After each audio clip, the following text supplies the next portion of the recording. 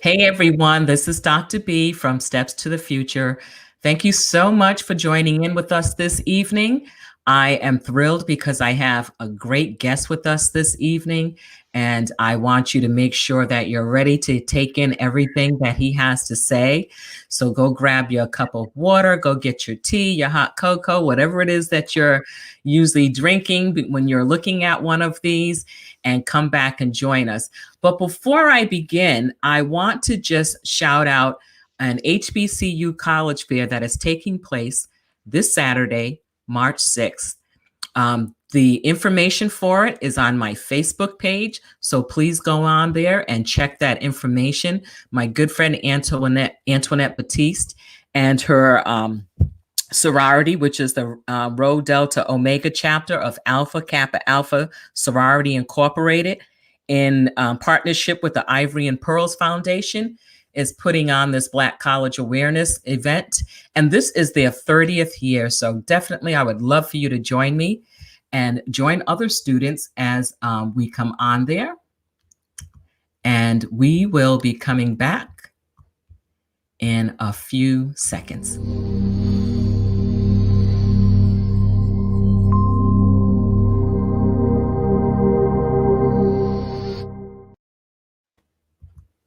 Okay, so folks, I'm going to bring my guest on camera, and I am so thrilled to have with us this evening Kevin Menawonu. Now, this is one of those stories where you have to, I just have to share this with you. So I've been doing this for a while, and I'm always looking for speakers to come on, and I've been trying to get my younger son to come on, and he just refuses to. He just thinks it's too weird to be interviewed by his mom. So he said, I know someone, and poor Kevin got roped into it. I did. So I'm set this up for me. I'm happy to be here, and I owe that guy so many favors. So I'm happy to be here. So Kevin, thank you so much again for being here. And I'd like to begin with just give people a little bit about your background, who you are, what you do, and I'll jump in as we go along. Yeah, sure. So I guess I'll start from college and kind of give you the high level. So I went to Bryant University from 05 to 09. I went to grad school there as well in 2010. After grad school, I went to work in public accounting and consulting over at PwC. I was at PwC for about 3 years, and then I made the jump over to Deloitte consulting as well. And so I was there for about 4 years, went from the East Coast office in Boston to Southern California. And that's actually, I'm based in California now. So that's how I made the transition from the East Coast to the West Coast. And then after my 4-year stint with Deloitte, I ended up saying, hey, I'm at a crossroads here at Deloitte. I'm either going to stay here for the rest of my career, or I have the opportunity to try something new. So in that transition, I joined a tech company in the Bay Area where I currently am today, and also run a small real estate development company on the side. So that's pretty much the high level. But based out of San Francisco, Bay Area, and just kind of doing my thing in tech sales. Okay, so tell us a little bit. So what did you major in? Because that's one of the things that my students are always concerned about. They feel that they have to know exactly what they're going to do while they're still high school students. So I always like to share with them the educational pathway for other people.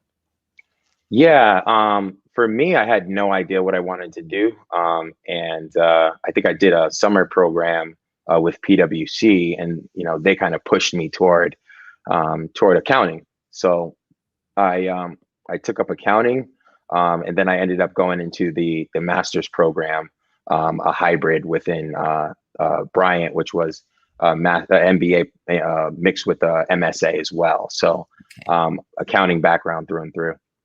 Okay, and just for folks out there, uh, Kevin went to school in Rhode Island. He's from Rhode Island, and I'm from Rhode Island. For those of you that know me, I've been living here in North Carolina about 10 years now, but Rhode Island is home. And I just need to do a quick shout out. So the sweatshirt that I have on says hope. Now, the story behind this was a Christmas present for my youngest son. But what I just found out recently is that Kevin's brother is the one who is the creator of this product. So Absolutely. it is like so cool. This is Rhode Island. Rhode Island is like, they talk about 6 degrees of separation. Rhode Island is like 2.5 degrees of separation. Yeah, literally. It really is. So so for my Rhode Island folks that might watch this later, I will definitely put the ordering information into the into our show notes, so that if you're looking for one of the Hope t-shirts or sweatshirts or one of the caps, you know where you can do it. For those of us that went to Central High School or went to Classical, we were right around the corner from John Hope Settlement House. So, we got to represent. And the nice thing, this is also our state colors. Oh yeah, for sure. Also our state colors. So I definitely have to represent Rhode Island. So thank you to your brother, Harrison, right? Yep, Harrison. Yeah, he's doing great. He actually is he's releasing one of his major albums, I believe, this week. Hope All Is Well. So that should be coming out pretty soon. It's amazing. He's got things on his visuals on his Instagram and Facebook pages. They were great. I saw him this morning. They were unbelievable. But yeah, John Hope. John without the H, so JON HOPE. Yeah. All yeah, right. he's doing great. I'm gonna have to check that out and make sure I share it on my social media. So make sure all my folks in Rhode Island, we've gotta support our folks at home. Absolutely. So tell me a little bit about the work you're doing now. So earlier when we were talking, though, you were talking about the ability to learn from failures. Mm-hmm. So tell us a little bit about that, because I know students right now are scared to fail. Yeah, I think failure is the father of learning, right? Experience. I think that failure is okay. I think the vital part of failure is the lesson from failure. If you're able to really hone in and see exactly why you failed or the things you should have done differently, when you see it again and you're able to recognize, that fork in the road, right? Which direction do I go in? Mm-hmm. And I think that a lot of people shy away from going down one way or the other, and they just kind of stand still and they just stare at the fork in the road, as opposed to go down, to the left or to the right. And so for me, a lot of things that I did, I hit the reset button so many times throughout my life. I've tried things, maybe they didn't work out, and I'd take a step back, I'd reevaluate, but I'd dust my shoulders off and I'd go again. And I thought that was so pivotal, to be able to experience those failures, because when I recognized them again, I knew how to make, the right decision. So I encourage people to try, bet on themselves. And I think that you'll really see that you really learn from those experiences. And the next time you see them again, you're able to make a more sound decision. Okay. I really do like that. And I hope for the young folks that are out there listening to this, and also for some of us older folks, that we understand that it's okay to hit the reset button. Yeah. So tell me a little bit about the work that you do now. I mean, you've had quite a career and you're not that old. Yeah, I have. Man, so I was in consulting, like I said. I worked at PwC and Deloitte for a total of 7 years. And while I was at Deloitte, I bought a condominium. It was a blank canvas. Actually, Dwayne actually helped me with a little bit of the work in there, a little bit of the demo work. He actually chipped some of my exposed brick in my apartment. And but no, I remember that like it was yesterday. But I bought it. It needed a ton of renovations, a ton of updating. And I was working at Deloitte, and I was renovating this apartment at night. And so, I renovated it, and renovated it. I finally got it to a place where it was pretty much done. And then I had to move to the West Coast for Deloitte for my job. And so I ended up selling that property, and I did really well on it. And I never knew that, this was even possible. I had no idea the value that I was creating within the space. So when I sold it, I did very, very well financially, but I fell in love with the process. Okay. And that's where I started to have a love for real estate. So when I moved to the West Coast with Deloitte, like I had mentioned earlier, I was kind of at that fork in the road, and I actually wanted to go out and try to do real estate full time. And so I created a company with a buddy of mine. He's an engineer. He went to Syracuse University. And him and I started this company. It's called the 338 Group. And we failed miserably at the planning of how we were going to do this. We didn't have enough capital. We didn't really understand completely what went into, flipping a building. I got really lucky with my condominium, but we didn't really have it all put together. We needed more capital. So I had some buddies working out in Silicon Valley. I said, hey, what are you guys doing out there? He said, oh, we're working for this tech company. It's pretty cool. You get to build things, we're building it from the ground up. And I thought that was really interesting. I was like, you guys are building a company from the ground up. Like, I'm super bored with what I'm doing now. I want more capital so that I can, pump it into my side business. But to build something from the ground up and being a problem solver within the consulting space, I had that skill set and I had that thirst for, solving problems. So I took a job at a startup company, about 30 employees, and we were doing really well. So I came out as an account executive, which is on the sales side, really selling the product, positioning the product. I remember in the early days, we were packaging our own boxes. It's a camera company. It's security surveillance. So I remember back in the day, you'd sell, the product to a school or a business enterprise. You pack the boxes yourself, and you take the dolly down to the UPS, storefront and send them yourself. And now today, we're a 500-person company and growing. Wow. I think when I joined, we were worth about $80 million, and now I think we're worth about $3 or $4 billion. So tremendous growth since I've been here. Again, 30 employees to now 500. We've been able to build it and see it grow.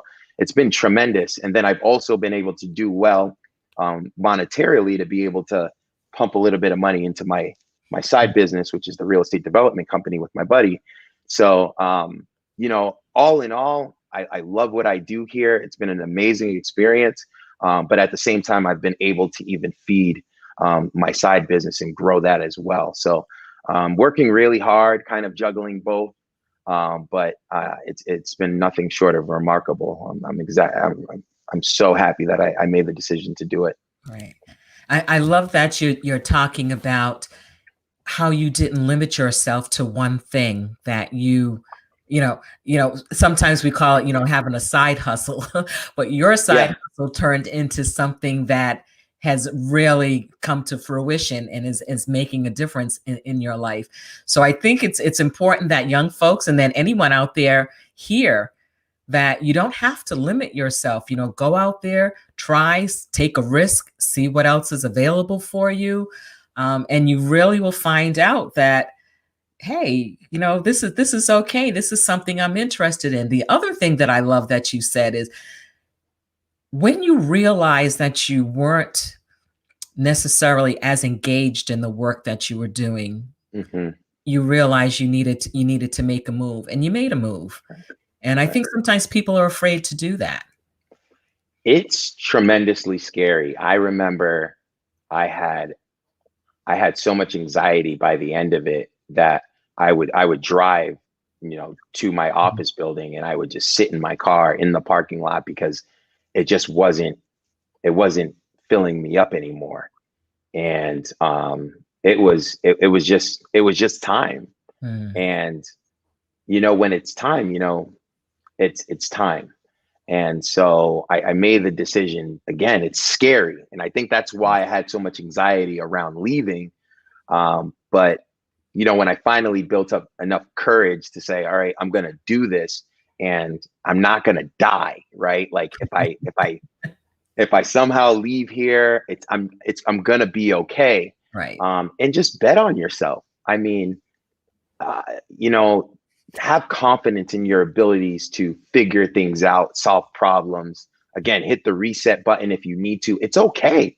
But if you don't try, you'll never know. I think there's a quote that says something along the lines of, you miss 100% of the shots that you don't take. So, I mean, if you don't take the shot, you missed. No doubt, and no doubt, right? It's Right. guaranteed. You did. There's no way you're going to be able to make a shot if you don't attempt it.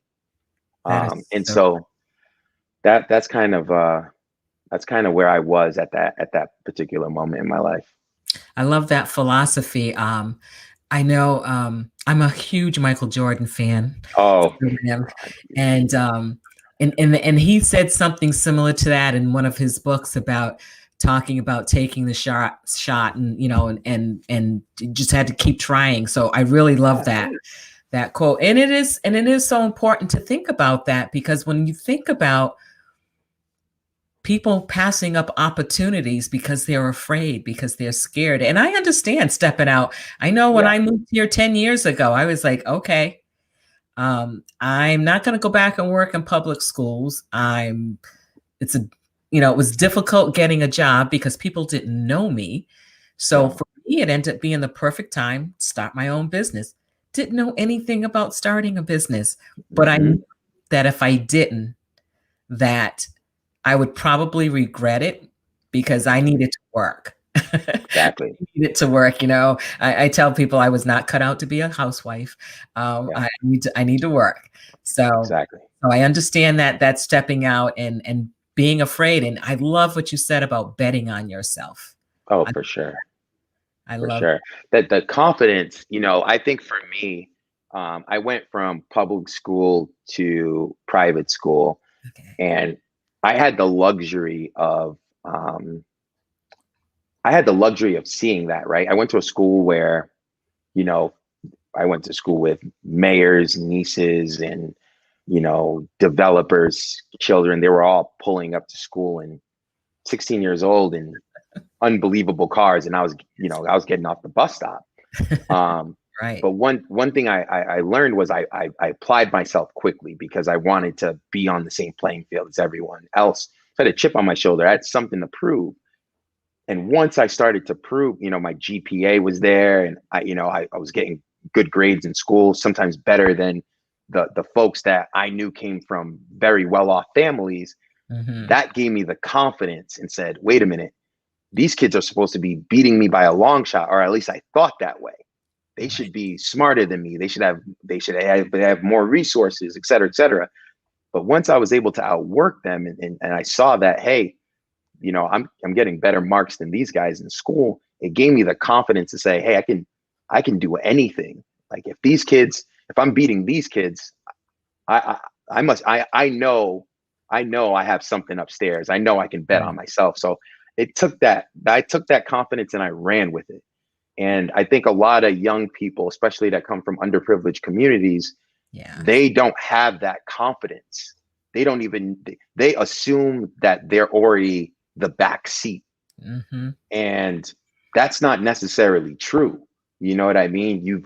The biggest changer for me was just having the confidence to get into the class, go into that classroom and say, hey, I'm gonna get an A in this class, or I'm gonna get nothing less than an A- in this class, and just applied myself.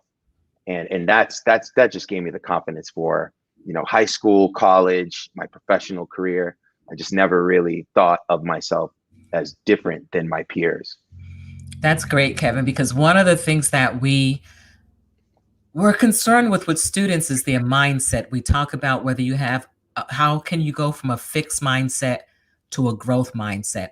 And that's Hmm. exactly what you did. You went into a environment that was not um, your normal, well, wasn't your regular environment for you. Right. And rather than saying, oh, forget this, I can't compete with these kids. You put it in your head. You decided you were going to do it. You were going to not Yeah. just survive there, but you were going to thrive. Oh, for sure. 1,000%. Yes. And that is definitely about helping, understanding that you can change your mindset. So I love that you said that, because so many of our kids will get that in their heads that I'm not good at math, so therefore I'm not going to really try anymore. And that's a fixed Yeah. mindset. So it's working with students, working with anyone, to help them understand that you can move forward. You just have to change your mindset. Oh, 1,000%. And it's hard. Don't get me wrong. It's hard. Like, Yes. you might have to work a little bit harder than everyone else because you Right. might not have the resources or whatever the case may be. But that doesn't mean you can't succeed. I Right. mean, it took me 2 times, I remember writing, they said, I remember the first shocking thing to me when I went to prep school or private school was we had to write a 5-page paper in a matter of a day. Oof. When I was like, I can't write a 5-page paper in a day. And in the beginning, I couldn't. I was like, I don't even know what to talk about for 5 pages. You know what I mean? Um, but I worked on it. I put the work in. I went to office hours. I went to my teachers. I admitted what I didn't know, and I was okay with that. I didn't Mm, feel stupid. I didn't feel dumb. I was like, I don't know. I don't know. So help me get better. I just wanted to get better.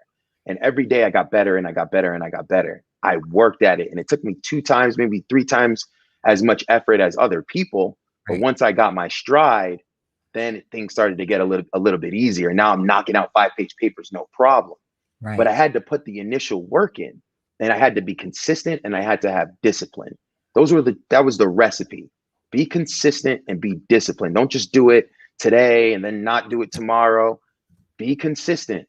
Put in the discipline. Do the things that you're supposed to do when you don't want to do them.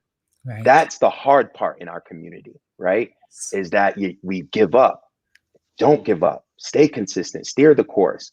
Be disciplined. Do it when you don't want to. When you're tired, do it. Hmm. When you don't want it, when you want to go hang out with your friends, make the difficult decisions. And if you do those things consistently, I'm telling you, it'll pay off 1,000%. I love that. I love that so much. Consistency and discipline. So, folks out there, you hear that. That's what you need to do. So, we have a question actually from one of our audience members. So, this is from Michelle, and she wants to know, what was it that, why weren't you, what made you leave so that at your current position you wanted to step out? Gotcha. So I'm assuming that this is related to Deloitte when I left Right. Deloitte. When I left Deloitte, I think I wanted to explore something else. I wanted to become an entrepreneur. I knew that when I had that experience with my condominium, I knew I found what I really wanted to do. And so I think my mindset was like, I got to get there. Mhm. And then on top of that, I just I wasn't happy with the work that I was doing anymore. I had felt like I learned a ton and that I was kind of at my ceiling of growing, right? And I felt very, very intelligent from all the things I had learned in that profession.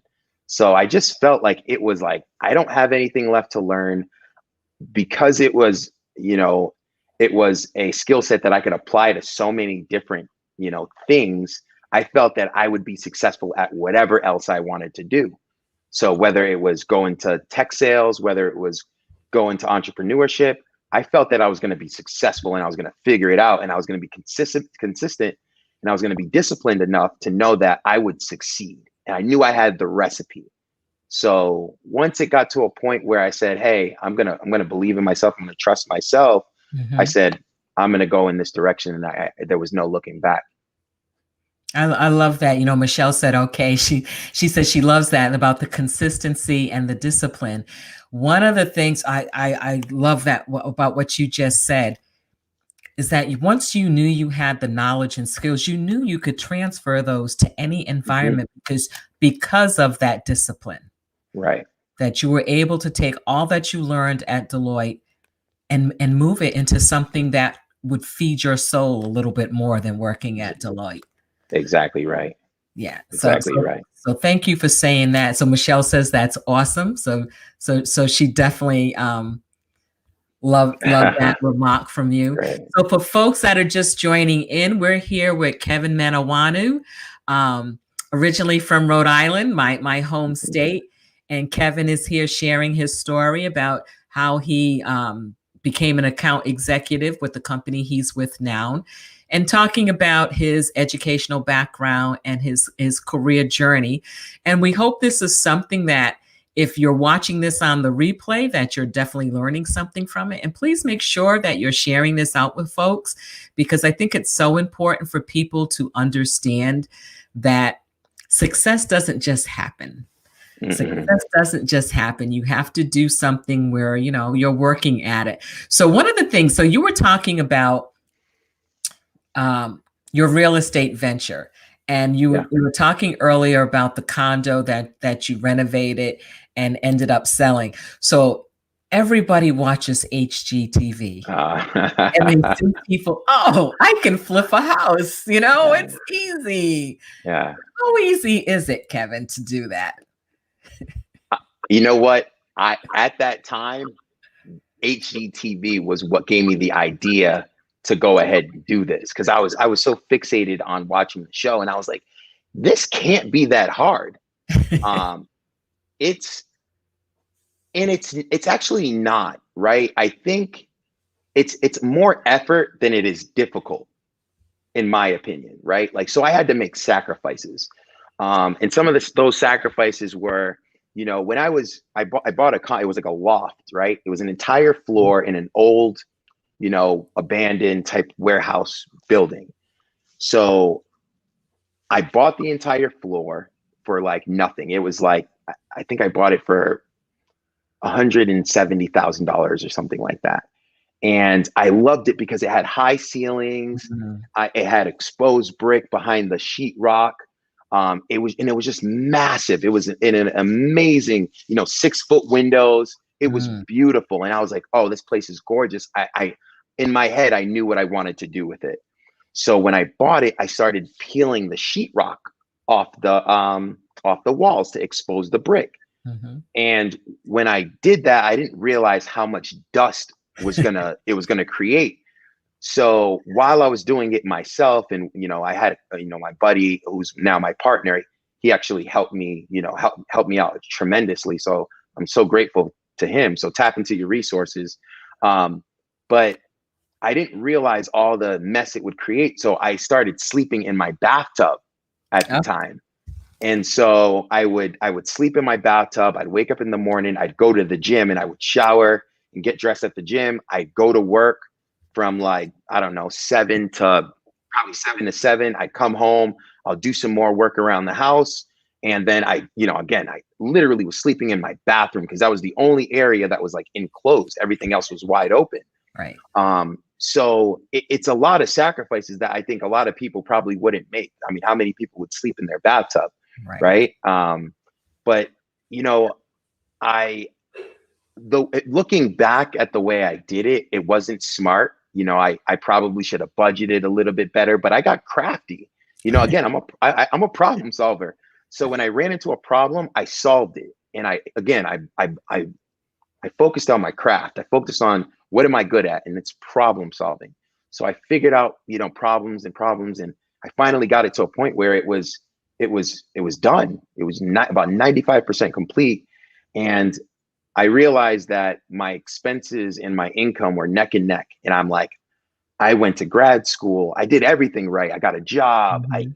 I did everything right that you were told to do, and I was like, how are my expenses and my income kind of neck and neck? So I ended up moving out of that condominium and renting it. And so I lived with my buddy and his wife, and they charged me for a room in their home for like about $200. So I quickly went from neck and neck to like now I was kind of in the green. So Okay. that also taught me like, hey, like, you got to be nimble and you got to, fix your financial situation. And when I did that, um, it really changed the game for me. So I started to have a little bit more cash flow, a little bit more financial freedom. And then I moved to the West Coast. And when I moved to the West Coast, I was like, you know what? I love the sunshine so much that I think I'm just going to sell the condo because I'm probably not going to come back. And I don't want to be on the West Coast if something happens. I got a little nervous. And so I called a friend of mine who was a real estate agent in Boston. We had gone to college together. I said, hey, Jess, I think I want to put my condominium on the market. So I let her kind of run point on everything. And when it was all said and done, I had about 9 or 10 offers on the property and people were just driving the price up. And I think I ended up selling it for about 400 for something like $400,000. Wow. And I initially all I had was my 401k money that I was supposed to transfer from PwC to my Deloitte brokerage account. And I ended up using that to buy the condo because I was watching too much HGTV. So so that's how everything kind of came into fruition. And that's when I really started to enjoy like the full process of just, the side hustle. And that's how everything kind of came about. Yeah. So Michelle says to thank you so much for everything you're doing. She really enjoys listening to your passion. Thank you. And that is definitely something that comes through with everything that you're saying. The other thing that I'm picking up on is when you talked about sacrifice. I think sometimes we like instant gratification. Mm-hmm. So we want things to be great right away, make our money right away, be successful right away, and not take the steps that are needed to get there. So when you talked about sacrifice, that rang a bell, that hit home. That was something that I think more of us need to get comfortable with. Yeah. You really got to fall in love with the process, and the process isn't easy. You know what I mean? Like, right. You have to, again, that consistency and the discipline. You have to fall in love with those two things. Because if you're dreading it, you're not going to finish the race. You're just not. So you have to fall in love with the hardships. You have to fall in love with, falling and getting back up. You have to feel every emotion. I felt every emotion. I was disappointed. I was sad. I was upset. I was happy. I was joyful. I felt every emotion throughout the process. But that is the process, and you have to accept the process for what it is. It isn't instant. And sometimes I think about it now and I'm like, a lot of people, they like instant gratification. And so for me, I'm like, all right, being successful is going to be a little bit easier because I know people aren't going to put the work in. So, you really have to fall in love with the process. I can't, again, back when I was in high school, when I went to PCD, it was, I had to work for my grades, my GPA, everything I've had to work for. And you just really have to fall in love with the process and not give up and just steer the course. And I think as long as you do that and you're learning and you're never going to give up, you're going to be okay. Right. But that in itself is a sacrifice. That, enjoying that process. I mean, if you see Michael Jordan, Kobe Bryant, Tiger Woods, some of the most successful people, going through that process it's not easy. If it were easy, everybody would do it, right? Right. So you really gotta fall in love with that process, regardless if it's difficult or not. You got to enjoy it, and then I think when you put in that work, you get to enjoy the fruits of your labor on the other end. So yeah, that's so true, because I think when the folks that you just mentioned, and I'll throw LeBron James in there. LeBron James. People will they see the outcomes of the results of the work they put in behind the scenes. They don't see them in the gym working out all the time. They don't see the conditioning exercises that they're doing on a regular basis. They don't see the diets, the sacrifice. I was listening. I'm still a New England Patriots fan, even though Tom left. But in listening to him talk about what his diet is, what he eats, that's a sacrifice because most people would Exactly right. eat that way. But he knows what his body needs in order for it to perform at its optimal level. And for him, it's really not a sacrifice, it's a way of life. Exactly right. It's a way of life. So for us to, again, change our mindset and really Yeah. decide, what is it that I want my life to look like? And what do I need to do to get there? I can't wait for someone else to do it for me. What do I Exactly. need to do? And I love those two words, the consistency and discipline. I know my poor kids, they're going to be hearing this more when they start complaining Oh to me. yeah. I'm going to say, well, let me tell you about these two words that you need to put a Hmm. little bit more effort into showing up every Exactly. day. So folks that are out there that are there with joining us, please make sure if you have a comment or a question, throw it in the chat. Kevin's here to have a conversation with all of us, not just chit chat with me. So, and again, I thank you, Michelle. Michelle's been a supporter since day one. So I love it that she's putting in questions. So what advice would you give to a young person who is considering getting a business degree? I think it's I think it's a fantastic degree. I think, accounting kind of falls under that, Mhm. that realm. Um, but I think, I've always, in my eyes, I've always looked at, all right, if I have a business degree, I can kind of understand the foundation, or at least accounting, right? I understand the foundation of, finance and business overall, debits, credits. I know this is probably like minutia for a lot of people, but when you understand kind of how money works, everybody wants, Mhm. money, but managing money is extremely, extremely difficult. Um, and, leveraging debt, right? Everybody, hears the word debt and they think, hey, I want no part of that, Mhm.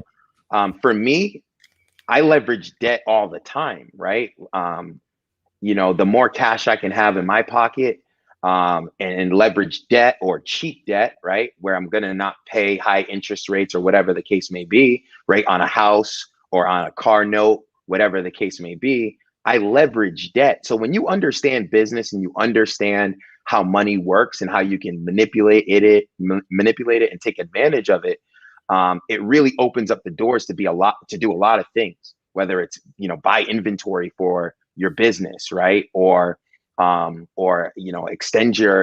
extend, um, you know, bring on more employees, whatever Mhm. the case may be. Like, there's so many ways you can kind of manage money, and it's very difficult. But once you learn it and you understand it, you can really, really do a whole, realm of things to be successful in your business ventures or whatever it is that you want to do. So in my opinion, I think you learn so much from business. I love business. I Yeah. love business. I love being able to say I have an asset and I bought it for, $100,000 Mhm. and I sold it for 400,000, right? Because to me, that's how you really generate wealth. It's about your balance sheet, not your income statement. Your balance sheet rolls over year to year. Your income statement or your profit and loss statement, that closes out at the end of the year, Yeah. right? But I'm trying to build a balance sheet, right? That rolls. Those assets get, more valuable and valuable every year. So business is, in my opinion, a fantastic degree. Yes. So Erica has joined us, and she said she'll also be sharing this with her university students. Um, and listening to what you were saying, you just made a perfect case for why financial literacy should be a part of the Oh, curriculum in schools. oh my God. I mean, I like to think I got a pretty good education. And there were some things that I didn't learn until I became an adult. I mean, taxes, that's number one. I mean, taking advantage of taxes. I have an LLC. I can run deductions through my LLC and offset my income, my ordinary income, which is like the income I make on my W-2. So, like, again, there's so much you can do and so much you can learn. taxes, just, how to leverage debt.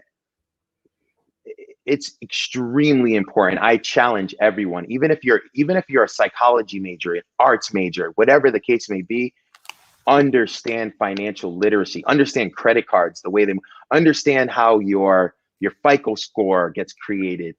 Those things are essential to life in general, because we all are going to go out. We're going to finance a car. We're going to buy homes at some point and have families, right? You want to know how debt works. Yes. If you don't, I mean, redlining is a real thing, right? That happened back way when, and they were, people were able to take advantage of, people of color because they just weren't knowledgeable about, finances and how it worked. And if people don't have the knowledge, it's really easy to get taken advantage of. Financial literacy is extremely important. I challenge everybody. If you don't know how money works, or how FICO scores work, or how credit cards work, or getting loans works, you're gonna run into it within your life. It is a pivotal and a vital part of just American success. The American dream, if you may. You gotta understand financial literacy. I think that is immensely important. Yeah.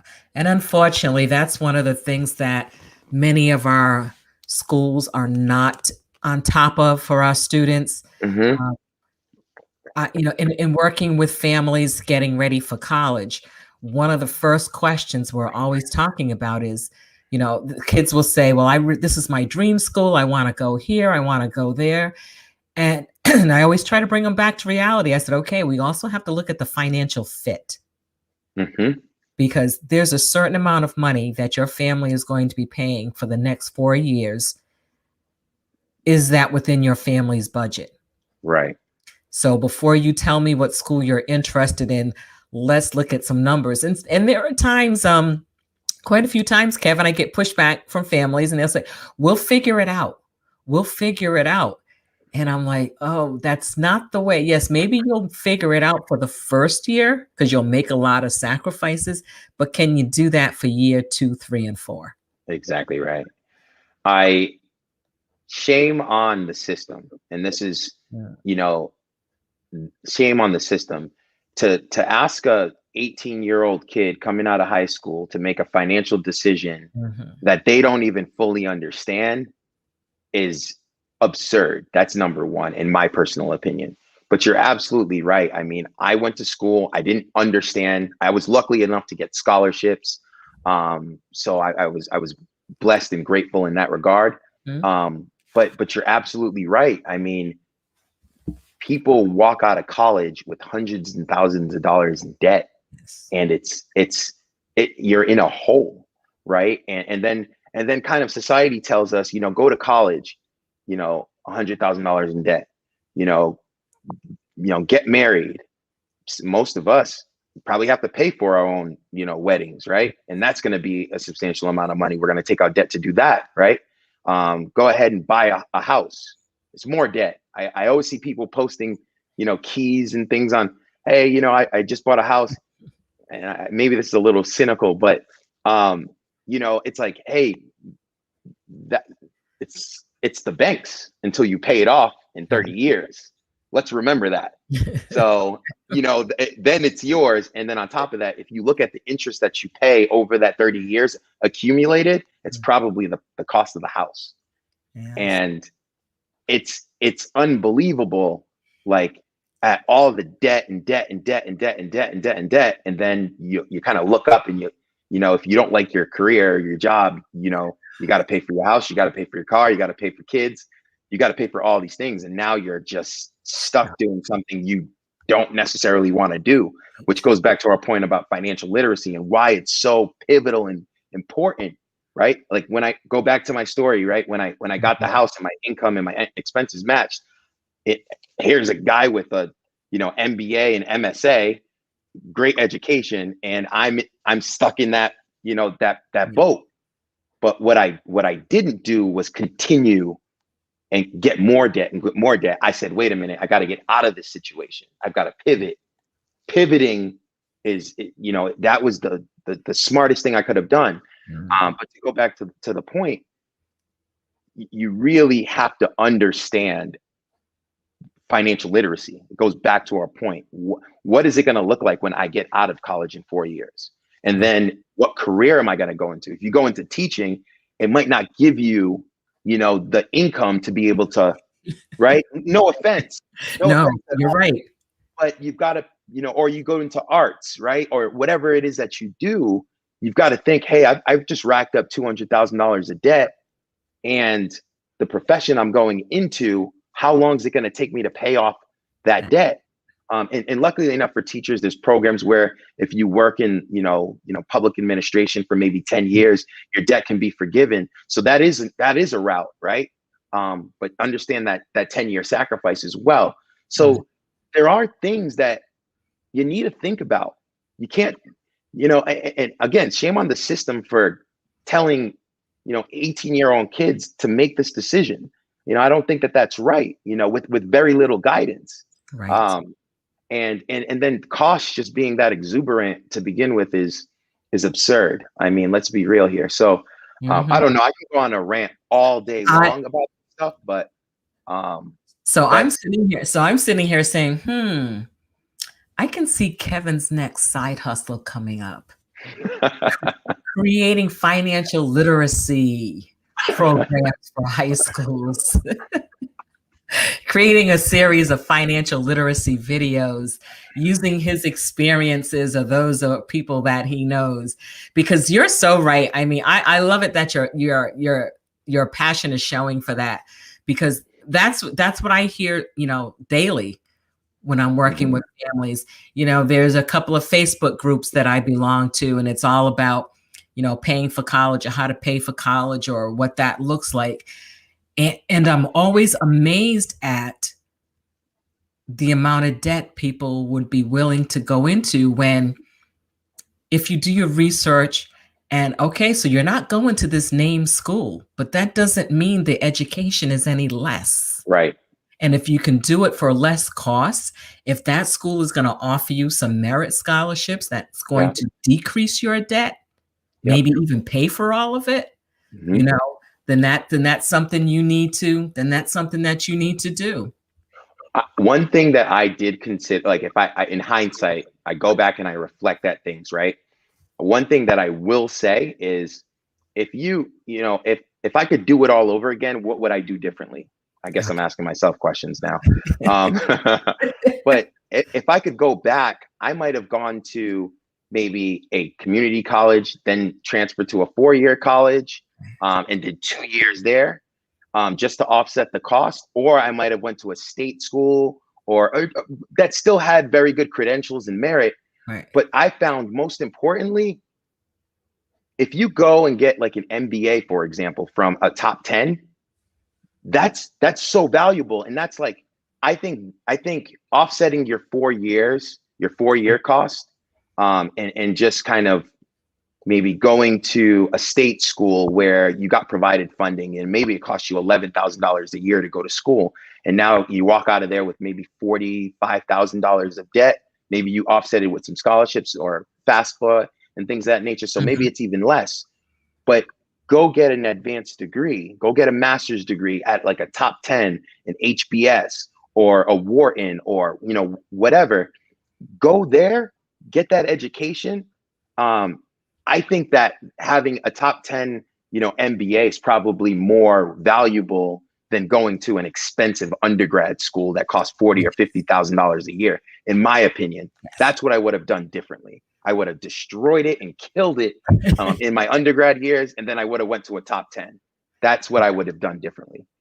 And I love that you said that, because when I have conversations with students and their dream school as an undergrad has a cost of attendance that's crazy, I'll say, think about it. Is grad school in your future? Right. Save that for grad school. Yeah. Save that for grad school. Like you said, kill it in undergrad. So maybe you get those fellowships and other things to go to that graduate school for a lot less than you would have originally. So Exactly right. Michelle wants to know, she wants to know, do you mentor people in financial literacy? In financial literacy, Or just business in I general. She's just yeah, I mean, I try to help where I can as much as I can. I don't have like a formal like mentee, okay. but a lot of people oftentimes call me for advice, or I have my college roommate. I try to have recurring calls with him Okay. because he wants to kind of keep on top of like what I'm doing and how I'm thinking about things. So I just try to, I hate to use this as an excuse, but I have so much going on. I'm such a bad multitasker. I'm so bad. I hone in on one thing and do that one thing very well. Just so bad at juggling so many things. My mind doesn't really transition from like, different things very easily. So sometimes it takes me a lot longer to do things in Mhm. general.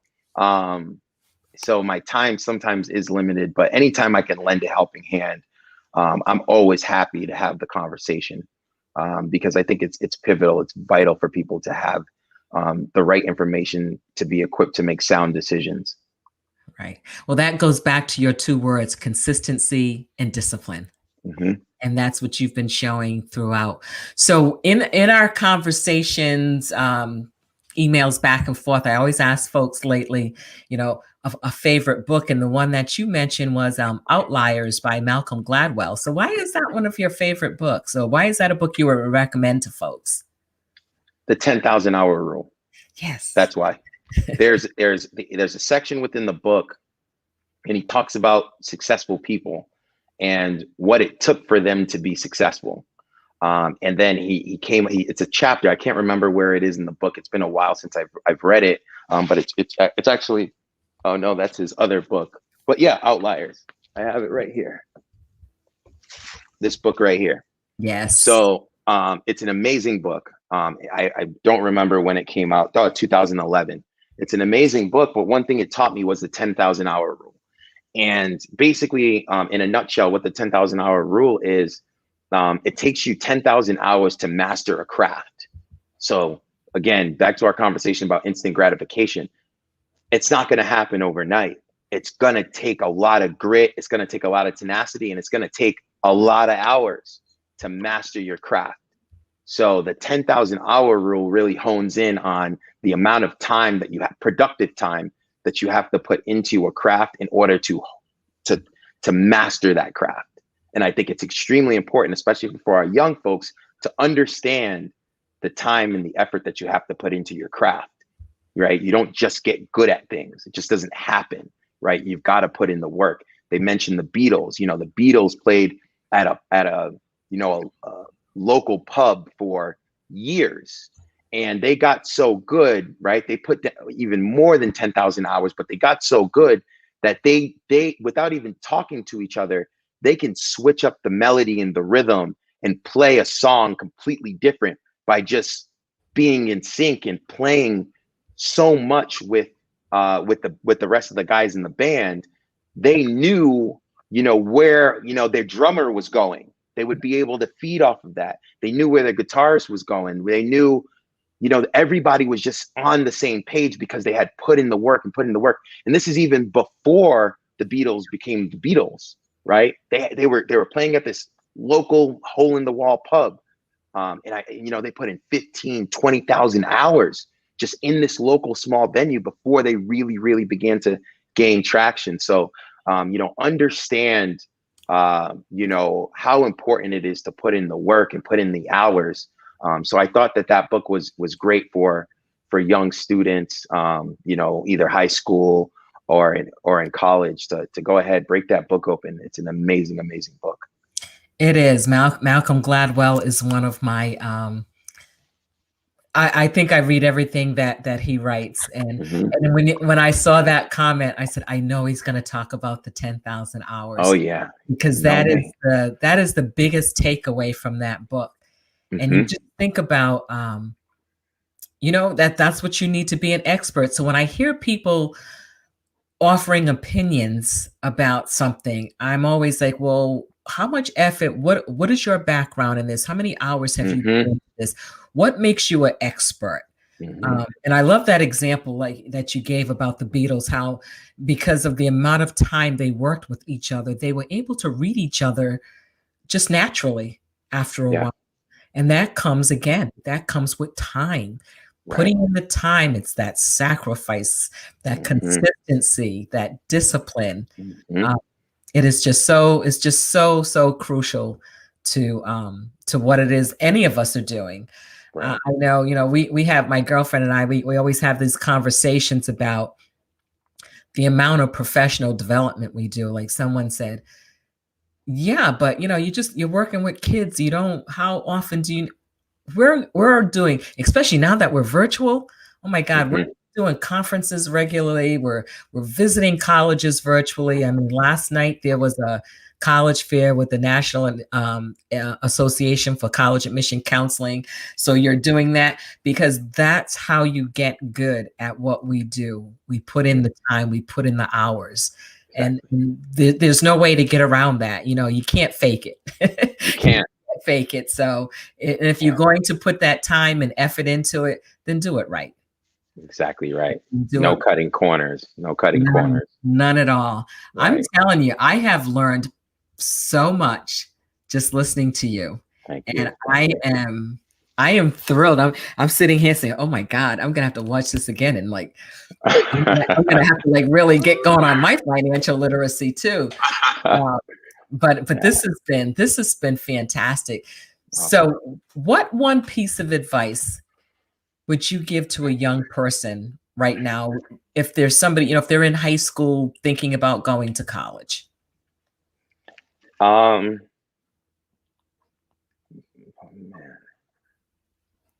If you're in high school and you're thinking about going to college, if you're definitely go first and foremost. I mean, I think the experience alone, in the relationships that hopefully you pick the right environment for yourself, where you're able to thrive, and you're able to build relationships with people. I think that's extremely important. But go somewhere where, the environment will allow you to thrive. I think that's extremely important because education, I think you can find it just about anywhere, especially undergrad. But I think the most important thing is to build your confidence in yourself. So go where you're going to be welcome, you're going to be accepted, you're going to have support, and you're going to build confidence in you as a person. Because I think even though you have all these, accreditations and the school's really, well known and things of that nature, that's great and all. But if you don't have the confidence in yourself to be able to say, hey, I can achieve, it's going to be very difficult to learn. It's going to be really difficult to focus. It's going to be really difficult to put yourself in a situation to succeed. So my advice is put yourself in an environment, visit colleges. That would be huge. I didn't do that a whole lot. I applied to about 9 or 10 schools and I visited maybe 3 or 4 of them, and a lot of that was because I didn't have the financial means to fly to USC or, Florida State, or Elon in North Carolina. Those are some of the schools I wanted to go to, but I never visited those schools because I didn't have the means to. Cut grass, do whatever you have to do, but, ride the train down there, do whatever you can do to visit these schools and get an idea for, how you're going to fit in within that environment, and just try to pick the right one, because I think confidence is everything. I think that's the snowball effect, and everything else will fall into place. Oh, I love that. I love that because right now I'm in the middle of reading this book. Black Magic. Oh, that's awesome. It's called Black Magic, What Black Leaders Learn from Trauma and Triumph by Chad Sanders. And he talks a lot about folks going into spaces where they may be a minority of one, and how do you keep up your confidence in those situations? Oh So yeah. it's pretty good. I just started. I've been listening to, he's done a couple of interviews. He did an interview with Brene Brown, and then he did one with the armchair expert. So I've been listening to that. And so I said, let me get the book and learn a little bit more about what he's talking about. But I love what you're saying, because it's so important that students go into a place where they can thrive. 1,000%. It's such a transition going from high school senior to your first year of college. I mean, I was a first generation college student, and I went to Rhode Island College because it was close to home. I didn't want to leave. I was in a program that would pay for my 4 years. So with a single mom, that worked for me. But it was also a place where I knew that I was going to be okay. But one of the interesting things was I got into college, but I wasn't quite sure how to do college. So when you talk about asking for help, going to office hours, all of those things I really didn't learn until my junior year of college. Yeah. So I always tell my students, I said, if you would have seen my transcript for my first 2 years versus my last 2 years, I don't know. I said, I don't think I want to show that to you. But again, it's important to have that confidence to do their research. Right now, they're not able to visit as many campuses because of COVID. Yeah. But all of the campuses have created these wonderful virtual opportunities for you to get in touch. That's way better than they've ever been. So I definitely encourage all students to take your advice and to do that and find that place that's going to help them build their confidence. Not a place that just because it has a name. Right. That doesn't work for everyone.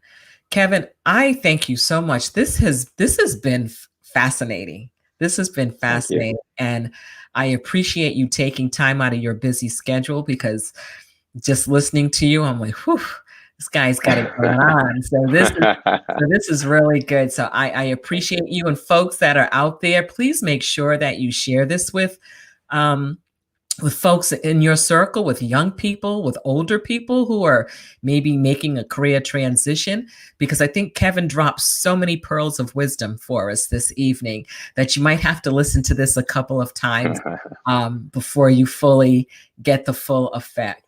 So Kevin, again, thank you so much. To the folks that are out there. Kevin, hang on a minute while I end this.